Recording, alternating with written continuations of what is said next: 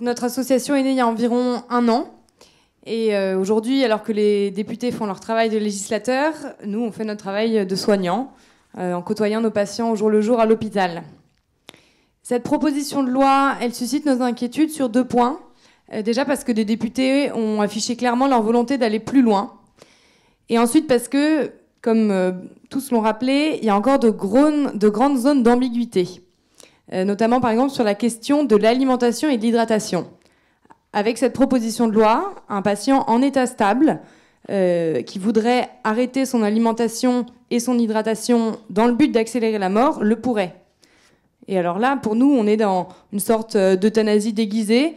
Et est-ce qu'on ne fait pas un pas de plus vers une légalisation explicite de l'euthanasie ? Nous, on veut le rappeler, on veut être la main qui soigne et pas la main qui tue. L'euthanasie, c'est pas la solution.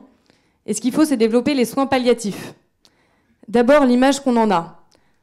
C'est pas des mouroirs où on abandonne les gens dans leur chambre en les entendant crier du fond de l'oreille. C'est des endroits où sont prodigués des soins actifs, des endroits où il y a une grande disponibilité du personnel, une grande variété du personnel. On a des art-thérapeutes, des psychomotriciens, des super psychologues qui sont là vraiment pour accompagner au jour le jour la personne malade dans sa globalité et soutenir aussi les proches. Parce que c'est vraiment ensemble, c'est ensemble qu'ils vivent ça. Alors pour développer ces soins palliatifs, il y a 2 points qui nous semblent capitaux. Le premier, c'est un investissement financier concret de la part de nos politiques. La Cour des comptes nous a rappelé il n'y a pas longtemps qu'on était 25e en la matière. Il y a des vrais efforts à faire.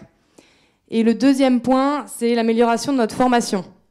Dans le rapport SICAR, on voit que 80% des médecins sont mal formés à la prise en charge de la douleur. Combien on sera en 2030 ? Et puis aussi la formation humaine des médecins. Moi, j'ai eu la chance de travailler, mais indépendamment de mes études, comme aide-soignante. Et en fait, c'est là que j'ai appris à écouter mon patient, à le toucher, à rentrer vraiment en relation avec lui.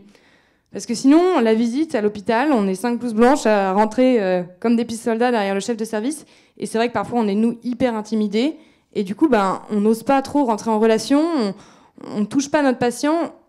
Et du coup, on n'arrive pas à créer un lien.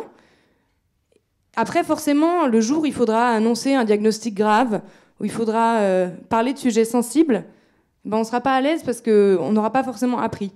Donc je pense que c'est vraiment un point capital à développer dans notre formation, c'est la confiance dans la relation entre le médecin et son patient. Voilà, pour toutes ces améliorations, il n'y a pas besoin d'une nouvelle loi. Et donc pourquoi prendre le risque d'introduire un déséquilibre néfaste alors qu'en maintenant le cadre actuel, on peut beaucoup améliorer la réalité ?